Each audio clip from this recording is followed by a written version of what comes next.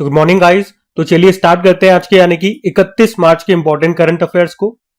तो देखो इस प्रश्न में क्या पूछ रहे हैं, अभी भारत किस देश में आयोजित इनक्योज 2025 मिलिट्री एक्सरसाइज में हिस्सा लेगा।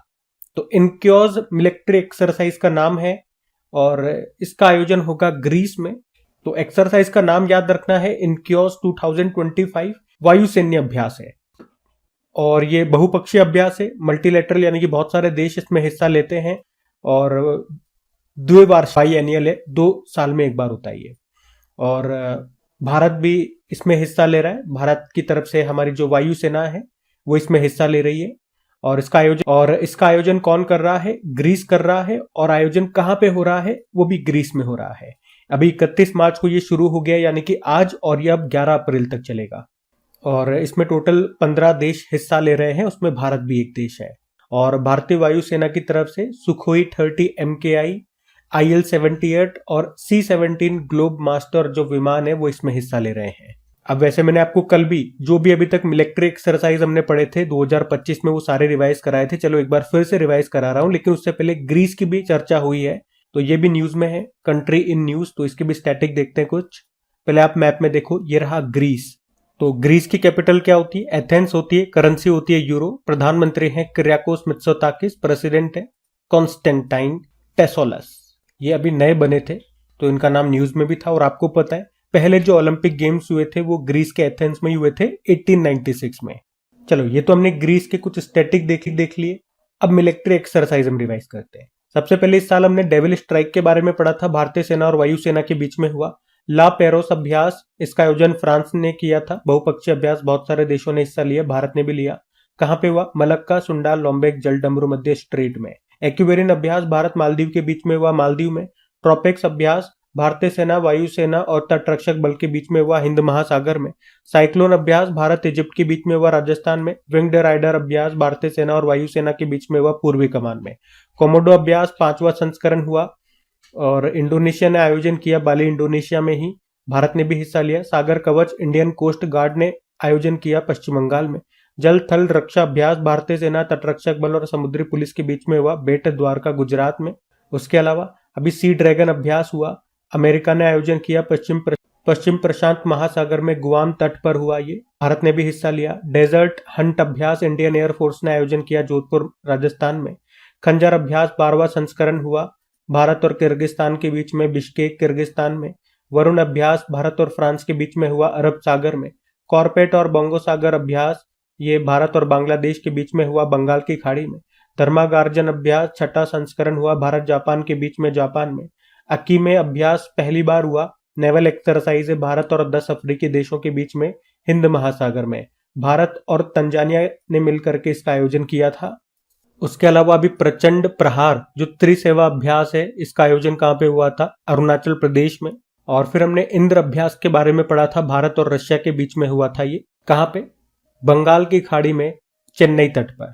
ठीक है, तो अभी तक 3 महीनों में, जनवरी फरवरी मार्च में इतने एक्सरसाइज हम पढ़ चुके हैं, सारे ध्यान में रखना।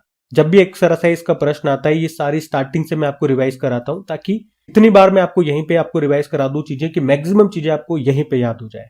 बस कंडीशन क्या होगी, इसके लिए आपको रेगुलर रहना होगा। और जब चीजें मैं आपको रिवाइज करा रहा हूं तो अपनी तरफ से भी आपको मेरे साथ बोलना होगा, तो चीजें आपको जल्दी याद होगी और लंबे समय तक याद रहेंगी। फिर अगले में पूछ रहे कि अभी इंडिया ओपन 2025 PSA कॉपर प्रतियोगिता का महिला एकल का खिताब किसने जीता। तो आंसर होगा अनाहत सिंह ने। अच्छा, अगर आपको याद हो तो कुछ दिन पहले ही मैंने आपको इस PSA copper tournament the India open 2025 के बारे में बताया था। पहली बार इसका आयोजन भारत में हो रहा है तो इंपॉर्टेंट हो जाता है ये। कहां पर हुआ, मुंबई में। अभी 24 से लेकर 28 मार्च तक ये हुआ और इसमें पुरस्कार राशि दी गई $53,500 और इसमें वुमेन सिंगल का खिताब अनाहत सिंह ने जीता है और मेन सिंगल का टाइटल ये करीम एल टर्की ने जीता है, जो कि मिस्र के खिलाड़ी हैं। तो हमारे लिए जो भारतीय हैं वो ज्यादा इंपॉर्टेंट नाम होगा एग्जाम पॉइंट ऑफ व्यू से। तो वुमेन सिंगल आप याद रखना, अनाहत सिंह विजेता रही है। और स्क्वैश से आपको याद होगा इस बार 2028 के जो समर ओलंपिक है उसमें स्क्वैश को भी शामिल किया जा रहा है। क्रिकेट तो है ही सही, स्क्वैश को भी शामिल किया जा रहा है। अच्छा, PSA का मतलब प्रोफेशनल स्क्वैश एसोसिएशन। क्वार्टर मिलेगा लीड्स इंग्लैंड में और प्रेसिडेंट है एक तो सौरव घोषाल जो कि भारत से हैं और एक सारा जैन पेरी जो कि इंग्लैंड की स्क्वैश प्लेयर है। और इसी साल स्टार्टिंग में मैंने आपको बताया था ब्रिटिश जूनियर ओपन स्क्वैश प्रतियोगिता हुई थी इंग्लैंड में ही, इंग्लैंड के बर्मिंघम में। वहां पे महिलाओं के अंडर 17 कैटेगरी में भारत की जो स्क्वैश प्लेयर है अनाहत सिंह वो विजेता रही थी। अच्छा, हमारे कुछ इंपॉर्टेंट स्क्वैश प्लेयर्स हैं, ये इनके नाम जरूर ध्यान में रखना। सौरभ घोषाल हो गए, दीपिका पल्लिकल, जोशना चिनप्पा, अनाहत सिंह, हरिंदर पाल संगू, ये अक्सर न्यूज में रहते हैं तो ध्यान रखना इनको। अगला प्रश्न देखते हैं। फिर अगले में पूछ रहे हैं कि अभी हाल ही में नकली नोटों को रोकने के लिए दोगुनी सुरक्षा वाली SR2BIF7 यानी कि स्ट्रोंटियम बिस्मिथ फ्लोराइड नैनो कणों वाली यानी कि नैनो मटेरियल वाली स्याही इंक किसने अभी बनाई है? तो इसका सही उत्तर हो जाएगा बार्क और नैनो विज्ञान और प्रौद्योगिकी संस्थान ने। तो बार्क जो कि मुंबई में आपको मिलेगा और नैनो विज्ञान और प्रौद्योगिकी संस्थान जो कि मोहाली में आपको मिलेगा, इन दोनों ने मिलकर के एक नई तरह की इंक तैयार की है। ये इंक नैनो मटेरियल से बनी है। कौन से नैनो मटेरियल? SR2BIF7 जिसको आप बोलोगे स्ट्रोंटियम बिस्मिथ फ्लोराइड। ये एक चमकदार नैनो मटेरियल है यानी कि शाइन करता है। तो इसका इस्तेमाल हम हमारी करेंसी नोट में, पासपोर्ट में, करेंगे, पासपोर्ट में करेंगे, ताकि एक तो नकली नोटों पर अंकुश लगाया जा सके और पासपोर्ट की सिक्योरिटी बढ़ाई जा सके, कोई नकली पासपोर्ट न बना पाए। अच्छा, इसी तरह से अगर मैं आपसे पूछूं कि भारत में नोट ये कहां पर छपते हैं, तो एक तो महाराष्ट्र के नासिक में, मध्य प्रदेश के देवास में, कर्नाटक के मैसूर में और पश्चिम बंगाल के सालबोनी में। और शाही से याद आएगा, ये प्रश्न मैक्सिमम टाइम एग्जाम में पूछा जाता है और आपको पता भी होगा कि चुनाव पर जो शाही लगाई जाती है ना हमारी उंगली पे, उसका निर्माण कहां पर होता है। दोनों तरह के प्रश्न आ चुके हैं, वो कौन सी स्याही है या उसमें हम क्या मिलाते हैं ताकि वो हटती नहीं है, और उसका निर्माण कहां पे होता है। ये मैं दोनों प्रश्न आपको दिखा भी रहा हूं। तो निर्माण तो उसका मैसूर में होता है और स्याही में क्या मिलाते हैं, तो सिल्वर नाइट्रेट AgNO3। और याद रखना ये प्रश्न भी पूछा गया, सिल्वर नाइट्रेट को और क्या कहते हैं? लूनर कास्टिक भी कहा जाता है। ये प्रश्न भी एग्जाम में आ चुका है, याद रखना। जैसे बार्क की यहाँ पे बात हुई है, भाभा एटॉमिक रिसर्च सेंटर की, तो फाउंडर आपको पता ही है होमी जहांगीर भाभा है। स्थापना हुई थी 1954 में। ट्रॉम्बी मुंबई में आपको मुख्यालय मिल जाएगा और वर्तमान में डायरेक्टर है विवेक भसीन। ठीक है, तो सारी चीजें याद रखना। अगला प्रश्न देखते हैं। फिर अगले में पूछ रहे हैं कि अभी राष्ट्रीय बौद्धिक संपदा पुरस्कार 2024 के तहत सर्वाधिक पेटेंट दाखिल करने वाले शीर्ष शैक्षणिक संस्थान का अवार्ड अभी किसे मिला? तो आंसर होगा इसका IIT मद्रास। तो बौद्धिक संपदा, अच्छा पहले बौद्धिक संपदा को समझो, इंग्लिश में बोलोगे तो इंटेलेक्चुअल प्रॉपर्टी का मतलब क्या होता है? जैसे कि आपने अपनी बुद्धि का इस्तेमाल करके कोई रचना की है, कोई आविष्कार किया है, जैसे कि कोई आपने डिवाइस उपकरण बनाया, कोई किताब लिख दी, कोई कहानी लिख दी, कोई कविता, कुछ भी, जैसे कोई संगीत, लिरिक्स, फिल्मों के लिए कहानी आपने लिख दी, कोई डिजाइन आपने तैयार कर दिया, कोई लोगो तैयार कर दिया। तो इस तरह की कोई भी चीज जो आपने अपना दिमाग का इस्तेमाल करके कोई रचनात्मक चीज आपने तैयार की है, तो वो आपकी बौद्धिक संपदा है। और इन्हीं को चोरी से बचाने के लिए आप पेटेंट करते हो या कॉपीराइट या फिर ट्रेडमार्क का इस्तेमाल करते हो। और अभी वाणिज्य व उद्योग मंत्रालय ने ये राष्ट्रीय बौद्धिक संपदा पुरस्कार 2024 के विजेताओं की घोषणा की है। इंग्लिश में बोलोगे तो नेशनल इंटेलेक्चुअल प्रॉपर्टी अवार्ड 2024, और इसमें सर्वाधिक पेटेंट के लिए IIT मद्रास को ये अवार्ड मिला है। इसके अलावा शीर्ष भारतीय शैक्षणिक संस्थान का अवार्ड ये IIT कानपुर को दिया गया।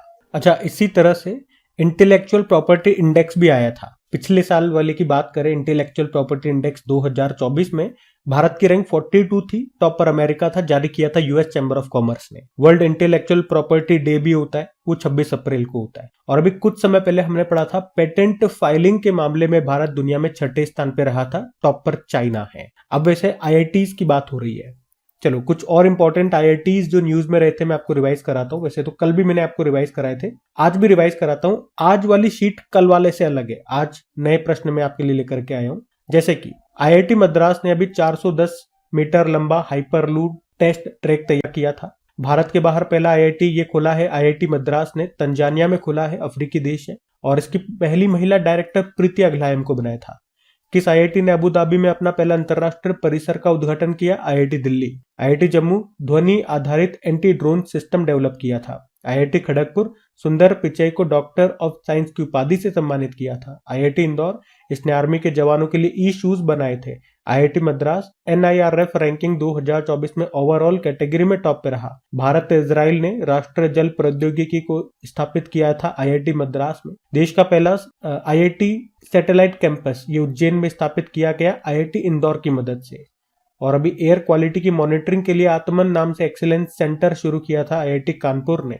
उसके अलावा सड़क सुरक्षा पर भारत स्थिति रिपोर्ट 2024 जारी की थी आईआईटी दिल्ली और उसमें बताया था कि सड़क दुर्घटना में मृत्यु दर वाला शीर्ष राज्य ये तमिलनाडु है। और कल हमने कौन सा आईआईटी वाला एक प्रश्न पढ़ा था कि अभी टेक कृति 2025 जो कि एक टेक्निकल फेस्टिवल है, इसका आयोजन हुआ था कहां पे? आईआईटी कानपुर में। ठीक है, तो ये सारे याद रखना। अगला प्रश्न देखते हैं। फिर अगले में पूछ रहे हैं, हाल ही में उड़ीसा में डीआरडीओ ने नौसेना के लिए सतह से हवा में मार करने वाली अभी कौन सी मिसाइल का परीक्षण किया? तो आंसर होगा VLSRSAM। तो अभी डीआरडीओ ने उड़ीसा के चांदीपुर टेस्ट फायरिंग रेंज में अभी ये VLSRSAM मिसाइल का सफल परीक्षण किया, टेस्टिंग किया। क्या मतलब हो गया इसका? Vertical launch short range surface to air missile है ये। शॉर्ट रेंज है तो मतलब रेंज कितनी है? रेंज इसकी 50 किलोमीटर है। ये एक बैलिस्टिक मिसाइल है जो कि किसी भी मौसम में वॉर कर सकती है। और इस मिसाइल को डीआरडीओ ने इंडियन नेवी के लिए तैयार किया है। अच्छा, ये मिसाइल किसकी जगह लेगी भारतीय नौसेना में? इजराइल की short range surface to air missile है बराक 1, उसको ये रिप्लेस करेगी। और उसकी अभी टेस्टिंग की गई उड़ीसा के टेस्ट फायरिंग रेंज में, चांदीपुर टेस्ट फायरिंग रेंज में। अच्छा, ये बनाई तो इसको डेवलप तो किया है डीआरडीओ ने, लेकिन इसका निर्माण कौन कर रहा है? भारत डायनेमिक्स लिमिटेड, जिसका मुख्यालय आपको मिलेगा हैदराबाद में और स्थापना होती है 1970 में। ठीक है, तो ये सब याद रखना। अच्छा, अब आपके लिए एक होमवर्क प्रश्न है, फिर मैं डीआरडीओ की बात करते हैं हम। होमवर्क प्रश्न क्या है कि अभी किस मिसाइल का नाम बदलकर गांडीव कर दिया गया था, ये आपको बताना है। बाकी बात डीआरडीओ की है तो इसके बारे में जानते हैं। देखो, डीआरडीओ मतलब होता है defence research and development organisation, स्थापना होती है 1958 में। हेडक्वार्टर मिलेगा नई दिल्ली में। चेयरमैन है समीर वी कामत और इसके पहले चेयरमैन थे दौलत कोठारी। मोटो होता है strength origin as in knowledge बलस्य मूलम विज्ञानम। कुछ और करंट अफेयर्स में आपको रिलेट करके बताऊं डीआरडीओ से संबंधित, तो देखो अभी डीआरडीओ ने लॉन्ग रेंज ग्लाइड बॉम्ब का सफल परीक्षण किया था, उसका नाम गौरव है। और इसरो ये नेपाल के मुनाल उपग्रह को लॉन्च करेगा। ठीक है, अभी डीआरडीओ ने अग्नि 4 मिसाइल का सफल परीक्षण किया था Chandipur test firing range Orissa से ही। अग्नि 4 ये nuclear capable intermediate range ballistic missile है, सरफेस टू सरफेस मिसाइल है जिसके रेंज 4000 किलोमीटर तक है। उसके बाद डीआरडीओ ने अग्नि 5 का भी सफल परीक्षण किया था MIRV टेक्नोलॉजी के साथ, मतलब multiple independently targetable re entry vehicle. मतलब इसका मतलब हो गया कि एक बार इसको लॉन्च करोगे कई सारे टारगेट को ये हिट कर सकती है। ये मिशन दिव्यास्त्र के अंतर्गत इसका परीक्षण किया गया था। उसके अलावा डीआरडीओ ने हल्के वजन वाली बुलेट प्रूफ जैकेट तैयार की, अभेद उसका नाम है, आईआईटी दिल्ली के साथ मिलकर। वशोरात क्या है? कम दूरी की एयर डिफेंस सिस्टम है। कितनी कम दूरी? रेंज इसकी लगभग 6 किलोमीटर है। और एंटी टैंक गाइडेड मिसाइल नाग मार्क 2 का भी सफल परीक्षण किया था अभी पोखरण में। डीआरडीओ ने भी भीषण ठंड में तैनात सैनिकों के लिए नई यूनिफॉर्म लॉन्च की, उसका नाम हिम कवच है। और डीआरडीओ ने किस आईआईटी के साथ मिलकर भारत के सबसे बड़ी मेटल 3D प्रिंटिंग मशीन को अभी लॉन्च किया था? तो आईआईटी हैदराबाद आंसर होगा। ठीक है, तो ये डीआरडीओ से संबंधित अभी लेटेस्ट जो करंट अफेयर्स में प्रश्न थे हमने ये भी रिवाइज कर लिए। अगला प्रश्न देखते हैं। फिर अगले प्रश्न में पूछ रहे हैं कि अभी हाल ही में कंप्यूटर दीदी सेंटर्स और दीदी की दुकान पहल ये किसके द्वारा चलाई जाएगी? तो आंसर होगा ग्रामीण विकास मंत्रालय। तो अभी मिनिस्ट्री ऑफ रूरल डेवलपमेंट और इसके अलावा यूनिसेफ युवा, इन दोनों के बीच में एग्रीमेंट हुआ है जिसका उद्देश्य क्या है? रूरल इंडिया में आजीविका के अवसर पैदा करना और फीमेल वर्कफोर्स की भागीदारी को बढ़ाना। तो इस पार्टनरशिप के तहत आंध्र प्रदेश, झारखंड, मध्य प्रदेश, उड़ीसा और राजस्थान में कंप्यूटर दीदी सेंटर्स और दीदी की दुकान नाम से पहल शुरू की गई है। ये इनिशिएटिव यहाँ पे शुरू किया गया। इनके बारे में जाने तो कंप्यूटर दीदी सेंटर क्या है? तो ये सेंटर, ये केंद्र पंचायत लेवल पर शुरू किए जाएंगे और महिलाओं के द्वारा ही संचालित होंगे। इनका मुख्य उद्देश्य है ग्रामीण समुदायों को डिजिटल लिटरेसी प्रदान करना और तकनीकी कौशल में प्रशिक्षित करना। इन केंद्रों के माध्यम से रूरल वुमेन और यूथ कंप्यूटर और इंटरनेट का उपयोग करना सीखेंगे। बाकी जो दूसरी पहल है दीदी की दुकान, उसमें क्या होगा, उसमें स्थानीय उत्पादों की बिक्री के लिए खुदरा यानी कि रिटेल स्टोर स्थापित किए जाएंगे। अच्छा, यूनिसेफ युवा की हमने यहाँ पे बात की थी, तो ये यूनिसेफ की भारत में एक पहल है। इसका उद्देश्य है 10 से लेकर 24 वर्ष की आयु के युवाओं को स्किल डेवलपमेंट, एम्प्लॉयमेंट और एंटरप्रेन्योरशिप और सोशल इनोवेशन के अवसर प्रदान करना। इसे 2019 में लॉन्च किया गया था। और यूनिसेफ की बात करोगे तो आप जानते हो उसकी फुल फॉर्म हो गई है यूनाइटेड नेशन चिल्ड्रंस फंड। स्थापना होती है 11 दिसंबर 1946 में, हेडक्वार्टर न्यूयॉर्क में है और इसके एग्जीक्यूटिव डायरेक्टर कौन है, कैथरीन रसेल। ठीक है, ध्यान रखना। अगला प्रश्न देखते हैं। फिर अगले में पूछ रहे हैं कि हाल ही में सुप्रीम कोर्ट ने छात्रों की मानसिक स्वास्थ्य संबंधी चिंताओं को दूर करने के लिए किसकी अध्यक्षता में राष्ट्रीय टास्क फोर्स का गठन किया है? तो आंसर होगा एस रविंद्र भट्ट। तो अभी सुप्रीम कोर्ट ने छात्रों की मानसिक स्वास्थ्य संबंधी चिंताओं को दूर करने के लिए और उच्च शिक्षण संस्थानों में आत्महत्याओं को रोकने के लिए एक राष्ट्रीय टास्क फोर्स का गठन किया है। सुप्रीम कोर्ट ने कहा कि आईआईटी जैसे जो हायर एजुकेशन इंस्टीट्यूट्स होते हैं वहां पे छात्रों पर इतना मेंटल प्रेशर होता है कि वो उसे हैंडल नहीं कर पाते और फाइनली वो आत्महत्या कर लेते हैं, सुसाइड कर लेते हैं। और बीते कुछ सालों में तो ऐसा भी देखा गया है, ये उन्होंने ही कहा है, सुप्रीम कोर्ट ने कहा है कि बीते कुछ सालों में ऐसा देखा गया है कि इन छात्रों की आत्महत्याओं में वृद्धि हुई है। और ये कृषि संकट के कारण जो किसान आत्महत्या कर लेते हैं उनकी संख्याओं से भी ज्यादा है। मतलब किसानों से भी ज्यादा आत्महत्या कर रहे हैं कौन? स्टूडेंट्स, छात्र। तो उसी कारण से अभी सुप्रीम कोर्ट ने 10 सदस्यीय टास्क फोर्स का निर्माण किया है, जिसको हेड करेंगे, जिसकी अध्यक्षता करेंगे पूर्व न्यायाधीश रविंद्र भट्ट। और ये समिति, ये टास्क फोर्स करेगा क्या? ये छात्रों की आत्महत्याओं के कारणों की जांच करेंगी कि छात्र में ऐसा कौन सा मेंटल प्रेशर आ रहा है, ऐसे क्या कारण है कि वो सुसाइड को गले लगा लेते हैं। चलो, अच्छी बात है। ये भी बच्चों के लिए, स्टूडेंट्स के लिए खासतौर पे एक बहुत महत्वपूर्ण विषय है, जिसपे हमारी सरकार तो खैर कभी ध्यान देती नहीं है, लेकिन सुप्रीम कोर्ट तो कुछ पहल स्टार्ट कर रही है। अच्छा, कुछ समितियों की मैं आपसे चर्चा करता हूँ। ये समितियां अभी करंट अफेयर्स में रही थी, तो देखते हैं एक बार। याद रखना, पश्चिमी घाट के संरक्षण के लिए कौन सी समिति बनाई गई थी? माधव गाडगिल समिति। और अभी महाकुंभ में भगदड़ की घटना की जांच करने के लिए अभी इलाहाबाद हाई कोर्ट के सेवानिवृत्त न्यायाधीश हैं हर्ष कुमार, उनकी अध्यक्षता में समिति का गठन किया गया था। अभी नीति आयोग ने किसकी अध्यक्षता में एम्स के आधुनिकीकरण के लिए समिति का गठन किया? वीके पॉल। उसके अलावा एमएस स्वामीनाथन समिति का संबंध किससे है? एमएसपी से, मिनिमम सपोर्ट प्राइस। राधाकृष्णन समिति पेपर लीक रोकने के लिए बनाई गई थी। जस्टिस ब्रजेश समिति हाथरस कांड की जांच के लिए। शिवरमन समिति आप जानते हो, नाबार्ड की स्थापना होती है इनकी सिफारिश पे, कब? 12 जुलाई 1982। नरसिम्हन समिति बैंकिंग रिफॉर्म्स के लिए आई थी। शंभू सीमा, जो पंजाब हरियाणा सीमा पर है, वहां पर प्रदर्शन कर रहे थे किसान, उनकी शिकायतों का समाधान करने के लिए किसकी अध्यक्षता में समिति बनाई गई? नवाब सिंह। और 42वां संविधान संशोधन किस समिति की सिफारिश पे लाया गया था? तो सरदार स्वर्ण सिंह समिति। अच्छा, ये 2-3 पॉइंट और याद रखना कि आधार वर्ष में संशोधन के लिए अभी किसकी अध्यक्षता में समिति का गठन किया गया था? विश्वनाथ कुल्डर। और एक राष्ट्र एक चुनाव के लिए समिति बनाई गई थी रामनाथ कोविंद जी की अध्यक्षता में। 1975 में भारत सरकार ने डेबर आयोग की सिफारिश पर 52 जनजातीय समूहों को पीवीटीजी घोषित किया था। और आरबीआई ने अभी वित्तीय क्षेत्र में एआई के नैतिक इस्तेमाल के लिए किसकी अध्यक्षता में समिति बनाई थी? आईआईटी मुंबई के प्रोफेसर पुष्पक भट्टाचार्य। तो ये सब ध्यान में रखना। अगला प्रश्न देखते हैं। फिर अगले में पूछ रहे, हाल ही में किसी नीति आयोग का पूर्णकालिक सदस्य बनाया गया है? तो आंसर हो जाएगा राजीव गौबा। राजीव गौबा के बारे में आप जरूर जानते होंगे, ये हमारे पूर्व कैबिनेट सेक्रेटरी हैं राजीव गौबा, और इन्हीं को अभी नीति आयोग का पूर्णकालिक सदस्य बनाया गया है। अच्छा, चलो बताओ, अभी वर्तमान में हमारे कैबिनेट सेक्रेटरी कौन है? तो याद रखना, इंपॉर्टेंट नाम है, टीवी सोमनाथन उनका नाम है। अच्छा, राजीव गौबा जी से एक पॉइंट याद रखना, देश में चिकित्सा पेशेवरों की सुरक्षा पर गठित राष्ट्रीय टास्क फोर्स का प्रमुख भी बनाया गया था इनको। बात नीति आयोग की है, तो नीति आयोग आप जानते हैं योजना आयोग के स्थान पर इसको लाया गया था 1 जनवरी 2015 को। और फुल फॉर्म होती है national institution for transforming India. इसके अध्यक्ष प्रधानमंत्री होते हैं, वर्तमान में नरेंद्र मोदी हैं। उपाध्यक्ष डॉक्टर सुमन के बेरी, सीईओ बीवीआर सुब्रमण्यम। अभी इनका कार्यकाल 1 साल के लिए बढ़ा भी दिया गया है। और नीति आयोग से कुछ और करंट अफेयर्स के इंपॉर्टेंट प्रश्न मैं आपको रिवाइज करवाऊं। तो ये प्रश्न एग्जाम में आ चुका है कि नीति आयोग ने जो sustainable development goal India index 2023-24 जारी किया था, उसमें भारत का स्कोर कितना था? 71। टॉप पे उत्तराखंड और केरल था। ये प्रश्न आया था एग्जाम में, स्कोर पूछा गया था। नीति आयोग के महिला उद्यमिता चैप्टर में शामिल होने वाला पहला राज्य बना अभी तेलंगाना। नीति आयोग के पहले राजकोषीय स्वास्थ्य सूचकांक 2025 में टॉपर उड़ीसा, फिर छत्तीसगढ़, फिर गोवा है। नीति आयोग ने किसकी अध्यक्षता में एम्स के आधुनिकीकरण के लिए समिति का गठन किया? VK Paul. Frontier tech hub, इसका भी आयोजन किया, इसको भी शुरू किया नीति आयोग ने, जिसका उद्देश्य है क्वांटम कंप्यूटिंग को विकसित करना।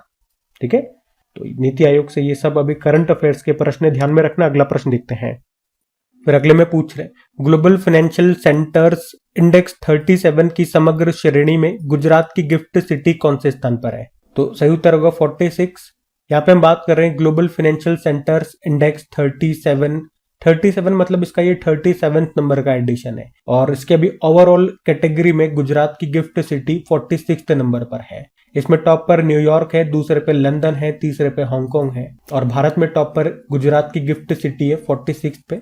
जैसे मुंबई 52 पे है, दिल्ली 60 पे है। अच्छा, ये इंडेक्स क्या बताता है? तो दुनिया भर के जो फाइनेंशियल सेंटर्स हैं उनकी प्रतिस्पर्धात्मकता, यानी कि उनके बीच कितना कंपटीशन है, उनके हिसाब से ये रैंकिंग दी जाती है। अब ये रैंकिंग वाला इंडेक्स वाला प्रश्न है। चलो 2025 के ही कुछ इंपॉर्टेंट इंडेक्सेस सूचकांक में आपको रिवाइज कराता हूं, तो बिल्कुल ध्यान से सुनना, क्योंकि इंडेक्स वाला प्रश्न भी बहुत दिन हो गए आए हुए, तो बहुत दिन बाद आप यूं समझ लो इंडेक्सेस हम रिवाइज कर रहे हैं। 2025 के अभी सारे ही इंडेक्सेस में आपको रिवाइज कराऊंगा। देखो, सबसे पहले हमने पढ़ा था कि 2023 में वस्त्र और परिधान के निर्यात में भारत का विश्व में कौन सा स्थान है? छठा है, टॉप पर चाइना है।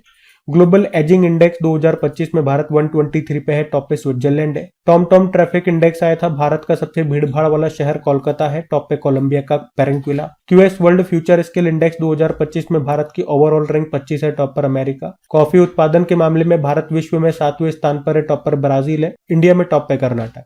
ग्लोबल फायर पावर इंडेक्स में भारत चौथे पे है, टॉप पर अमेरिका। एडलमेंट ट्रस्ट बैरोमीटर 2025 में टॉप पे चाइना है, तीसरे पे भारत है।